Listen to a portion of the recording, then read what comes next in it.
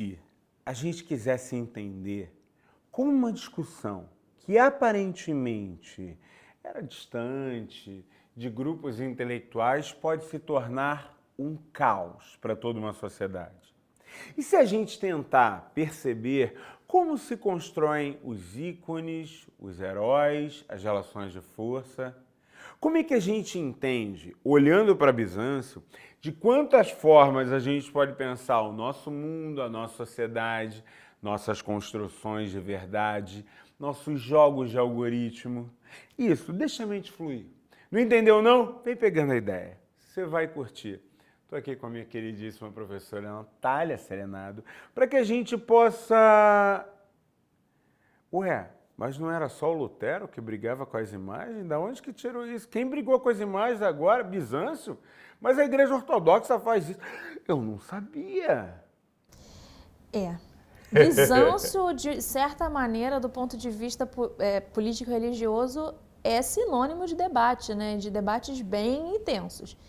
Então, eu diria que Bizâncio tinha uma cultura de debate religioso que se alastrava para além do concílio, bem antigo, né? Muito bom. Vamos pensar um pouquinho, vamos tentar, eu gosto de tentar recuperar algumas ideias e trabalhar alguns conceitos. E aí, por exemplo, quando a gente olha para a organização do que a gente vai chamar de Império Bizantino, que é esse Império Romano, de fato, a gente é que chama de oriental para poder diferenciar para ele. Oriente? Por que Oriente? Eu sou Império Romano. É muito interessante essa ideia. E dentro dessas ideias tinha um sujeito que ele conseguiu personificar, construir uma imagem quase que mítica de vários lados. E eu acho que começar por ele me ajuda a interpretar depois desse processo dos ícones. Quem é Justiniano? Justiniano é um personagem ali do século VI, né? Que é um imperador um pouco diferente dos seus antecessores, né? Ele faz algumas reformas administrativas, também do ponto de vista da legislação, que são significativas para o período. Outro movimento que Justiniano faz é buscar conquistar alguns territórios ocidentais do Mediterrâneo como uma referência à antiga Roma de Augusto. Eu não gosto muito de fazer esse movimento porque a historiografia ocidental costuma demarcar muito essa questão do governo de Justiniano, né? Que é essa tendência para o Ocidente, como se Justiniano quisesse recuperar a antiga Roma e ir em direção à Roma ocidental, né? Então, eu costumo demarcar que a conquista de certos territórios no Ocidente só foi possível a partir da consolidação das fronteiras imperiais no Oriente. Mas outro dado importante de Justiniano é que ele faz uma reforma administrativa séria, uma reforma legislativa ampla e que, de certa maneira, é aquilo que tem mais longevidade do governo dele. Mas, do ponto de vista dos ícones, a gente tem que demarcar que o Justiniano ele teve um momento muito oportuno, né, para construir essa imagem, né? Constantinopla, ali depois da revolta de Nica, tinha passado por uma série a cidade mesmo. Momento, você sabia? A revolta de Nica foi organizada e orquestrada por diversos grupos aristocráticos que entendiam que Justiniano não tinha esse direito. Existe muita mitologia sobre como foram aqueles eventos, inclusive muitos atribuem à imperatriz o fato de Justiniano ter se mantido lutando e ter, ali no hipódromo, conquistado uma grande vitória. Então, essa possibilidade de reformar novamente, né, Constantinopla a partir da revolta de Nica e de uma série de incêndios, porque é isso, numa cidade antiga, muita coisa é feita de madeira, você começa um pequeno incêndio, a coisa se alastra e a paisagem muda. Então, essa possibilidade de construir a partir das suas ideologias a cidade deu a Justiniano uma chance de reformular as ideias imagéticas do Império Bizantino, né? Então a gente vê a construção de várias igrejas, a principal é a reconstrução de Hagia Sophia, né, Santa Sofia, que é um espaço social que é importante até hoje em dia ela é mesquita, mas é um espaço social extremamente importante e também a construção de uma ideia que também, imagética, que se expande para o Ocidente, né? A gente tem uma construção bem grande em Ravenna, né? Algumas construções em Ravenna, painéis enormes construídos a partir de mosaicos, tanto com as imagens do imperador, como com imagens de apóstolos e das divindades, né? De Jesus, também da mãe de Jesus.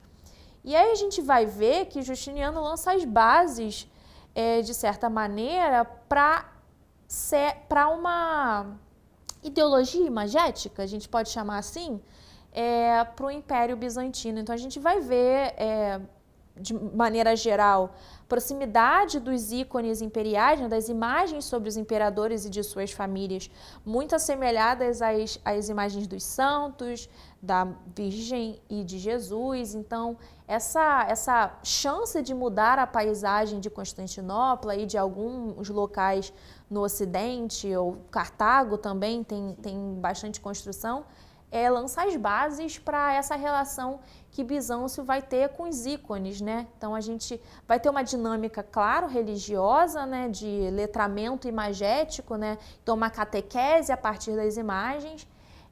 Isso é um debate, claro, essa é a tendência a explicar o debate. Então você vai construir imagens de santo, imagens religiosas para ajudar aqueles que não conseguem entender a partir dos textos, isso é uma corrente. Mas eu acho que Justiniano é essa oportunidade, ele tem a oportunidade de construir uma ideologia imagética muito importante para o contexto. E ele acaba, de alguma maneira, conseguindo recuperar a ideia de concílios organizadores. Há um debate se é ecumênico ou não, o segundo concílio de Constantinopla, mas na maneira como ele constrói aquele debate em relação aos nestorianos, a disputa no Egito, a maneira de tentar unificar o dogma, eu acho que de alguma maneira ele monta todo o quadro de uma determinada tendência, como você falou. O modelo de pregação vinculado ao império, ele quase que leva aquela burocracia que ele construiu, ou que vinha sendo construída e que ali ele mantém em estrutura, legitima o papel dele como basileu, legitima o papel dele como liderança, legitima o papel dele de imperador, mas ao mesmo tempo tem o seu basileu, tem na sua figura religiosa o seu papel de líder religioso, o patriarca colocado e tomando uma voz ele precisa dele vivo, forte, mas ao mesmo tempo o excesso de força adquirido ali vai cobrar um preço logo depois. A morte de Justiniano tem muita discussão, deixou dívidas, não deixou dívidas, o filho não conseguiu governar. Temos o Eusébio, que vai construir toda aquela imagem primeiro do o grande herói, e depois o grande devasso, o frouxo. Para quem não conhece essa história, você tem tanto o Eusébio fazendo um relato das conquistas, tanto ele escrevendo a história secreta, onde, por exemplo, vai contar de Teodora, a esposa de Justiniano, desde suas complexas práticas sexuais até como ela de verdade mandava no imperador. Voltando, então, quando a gente pega esse movimento, de alguma maneira, acaba não sendo estranho que todos os principais debates intelectuais que a gente vai ver nos séculos decorrentes, eles eram, na verdade, política aplicada e não só um debate com características religiosas. Então, por exemplo, quando a gente começa com a crise dos ícones, aonde começa? É um grupo que está mais próximo a essa linha de Justiniano e a esse debate, e um grupo que é antagônico a esse peso das imagens e a esse papel político, ou eu tenho outros elementos para entrar aqui nessa questão? A querela dos ícones, né, é um evento com muitas... É um acontecimento com muitas... É longa, tem isso, né, mas com muitas referências. Tem muito debate e, como eu disse, né, Constantinopla é palco de debate.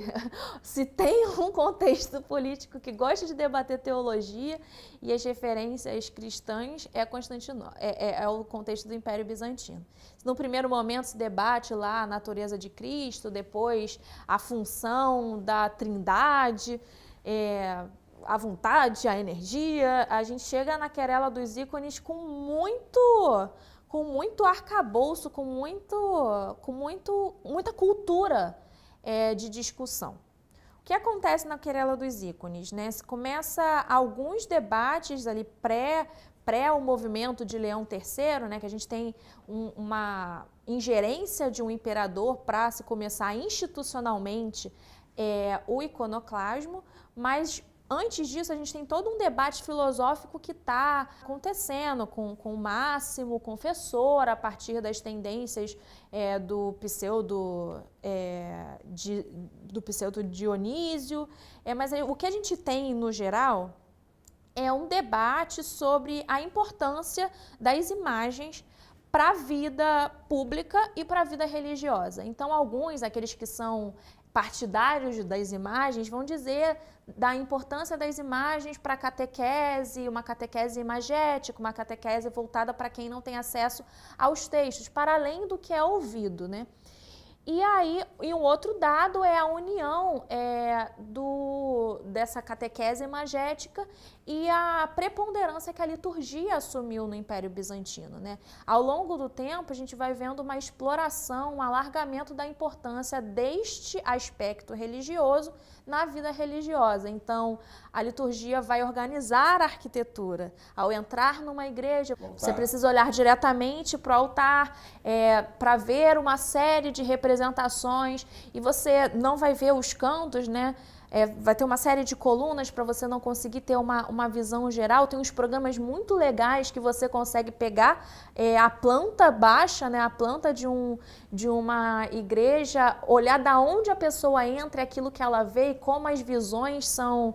A visão, a partir da arquitetura, é direcionada e como isso está relacionado à liturgia, à entrada do imperador, à entrada do patriarca, por um lado, o encontro. O uso da cúpula, só um detalhe, que é aquela você entra, a imagem e ela tem que ter pouca curva para ela te remeter à cúpula, e aí quando você remete à cúpula, a luz vai te jogar de uma maneira onde você está vendo exatamente onde estão aquelas entradas. Então você tem a imagem de que aqueles seres estão vindo da luz. Cara, é fantástico. Inteligente, porque se a gente pensa hoje no impacto que as imagens têm no nosso cotidiano, a partir de telefone, a partir da vida virtual, a gente tem que pensar que essas pessoas estão vendo imagens e representações a partir da arquitetura, a partir da paisagem. E essa questão, né, que vai se alastrando, vai se aprofundando no Império Bizantino, que é a importância da liturgia, vai ter muito a ver com a querela das imagens. Outro dado, e aí aqueles que são contra as imagens, né, como eles justificam essa questão, é a diminuição da importância divina frente ao cotidiano icônico que as imagens de santo têm na vida das pessoas. E aí chama a atenção de que as pessoas passam a adorar as imagens em vez de adorar o divino. Então vamos tirar todas as imagens, vamos acabar com essa referência para que a reflexão seja mais importante, para que o olhar para dentro seja mais importante. E aí a gente realmente, o Lutero não inventou esse debate. Esse debate é muito antigo. E aí você faz a referência de que esse culto aos ícones volta bastante, né? Esse culto aos ícones são pagãos, são reminiscências. São superstições. Só que isso tudo é realmente um debate dos partidários. Nenhuma das frentes, eu não vou dizer que nenhuma das frentes está correta. Eu vou dizer que há um debate sobre os ícones e são essas referências que são importantes. Mas tem um pano de fundo. Tem. Isso é tão importante que quando a gente discute representação hoje, que é um conceito que a gente usa em história, uma das maneiras, e o Guinjo faz isso, uma série de outros autores fazem isso, uma das maneiras da gente ir até representação, para poder entender representação, é justamente notar onde ela extrapola a coisa que ela representa ou se ela fica no limite hierárquico da coisa quando ela representa. E é mais ou menos o debate onde está ali. Você vai pegar, por exemplo, o discurso cristão ocidental, quando também vai ser posto... que vai participar desse debate, e eu já vou abrir o pano de fundo, que eu sei que ele chega para isso mesmo.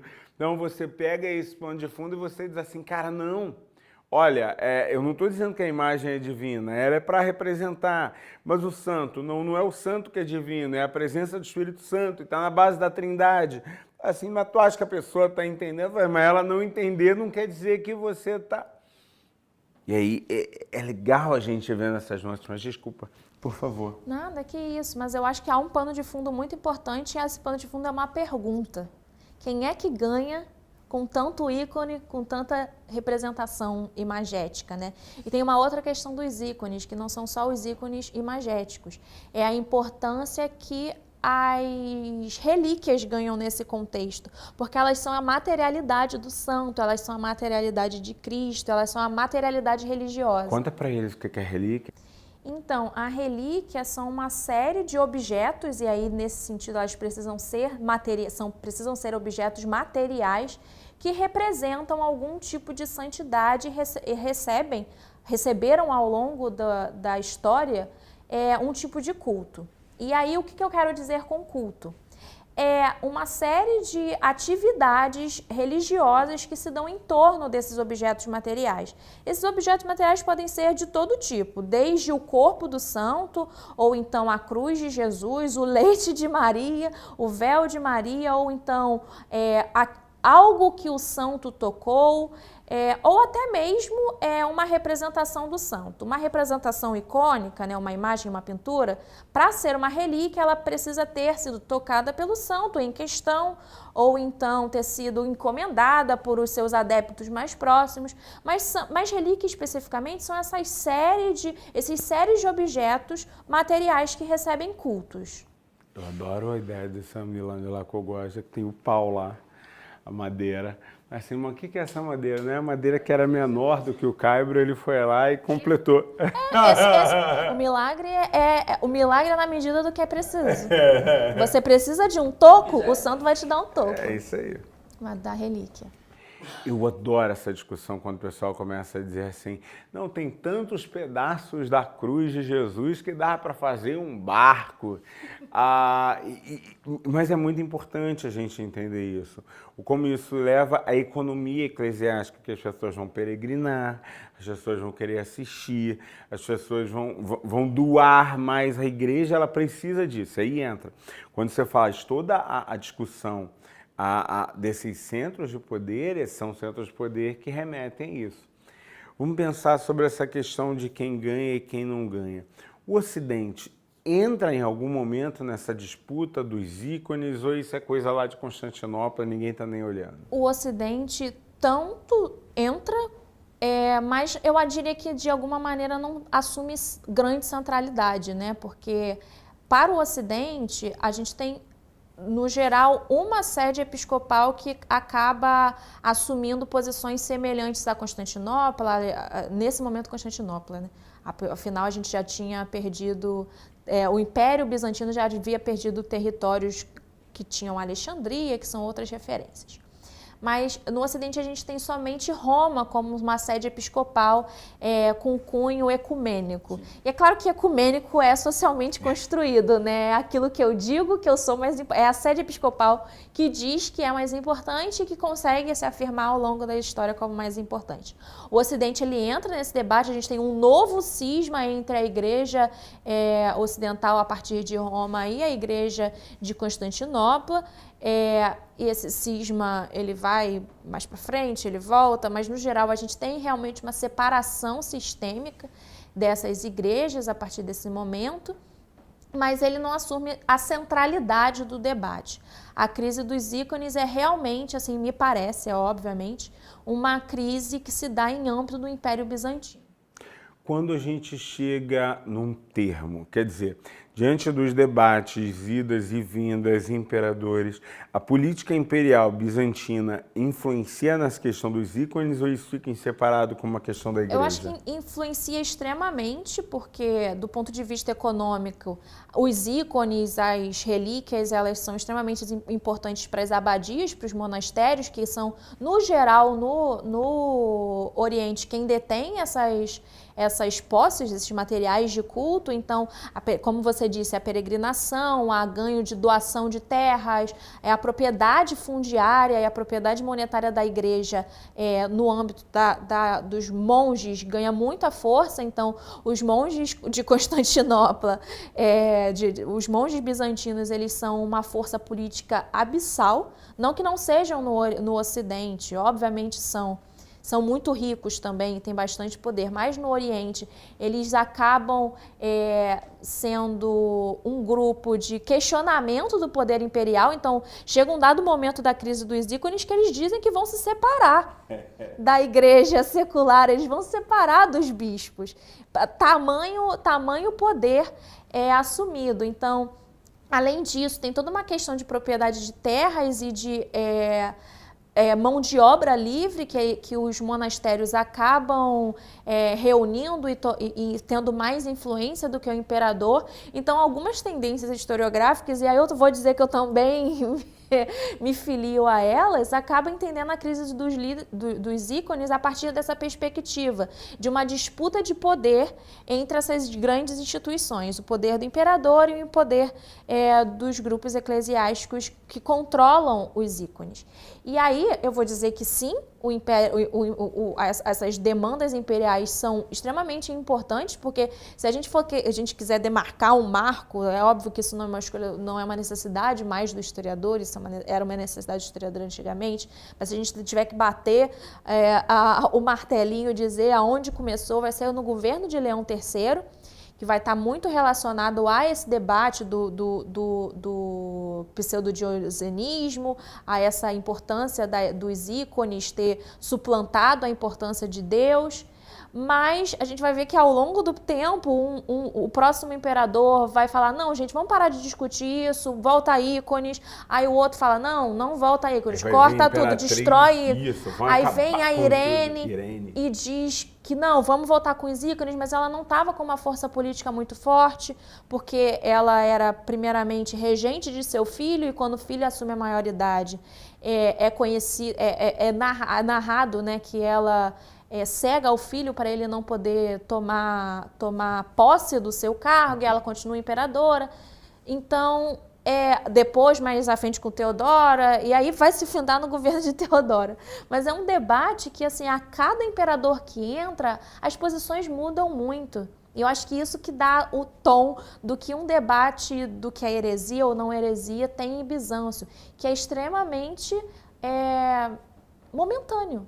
Aquilo que é herético depende do momento, depende das correlações de forças em questão. É claro que no final a resolução volte os ícones, vamos continuar usando os ícones com parcimônia, perde materialidade, perde profundidade. Isso. Ele tem que estar chapadinho na parede, exato, sem muita representação. E é engraçado que, se a gente retornar um pouco, isso está muito relacionado com as escolhas imagéticas do Justiniano. Então, esses ícones que são mais chapados a partir de mosaicos foram ícones bem desenvolvidos no governo de Justiniano, e isso retorna. Então, se perde em profundidade, né, em percepção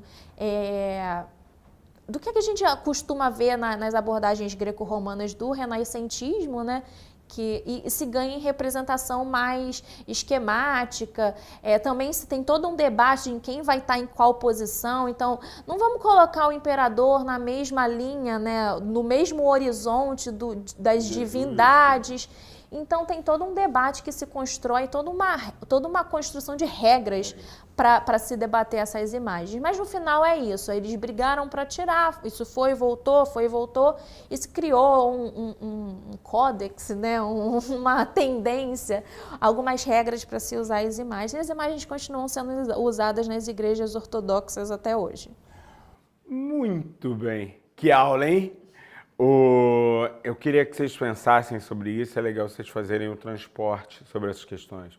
Como as imagens têm peso, como elas são usadas hoje, quais são as dinâmicas que você utiliza. Nunca esqueça disso, você estuda história não é para ficar cristalizado no tempo, não. Apesar de estudar qualquer momento histórico, é absolutamente fabuloso. Mas é para o exercício do seu conhecimento, para que você possa estar instrumentalizando, debatendo e construindo sobre isso, beleza? Tem mais Natália daqui a pouco. Mas antes, volta para a leitura. Pode voltar. Não, reclama não. Pode voltar para a leitura com muito carinho e com muita calma. Beleza? Grande abraço.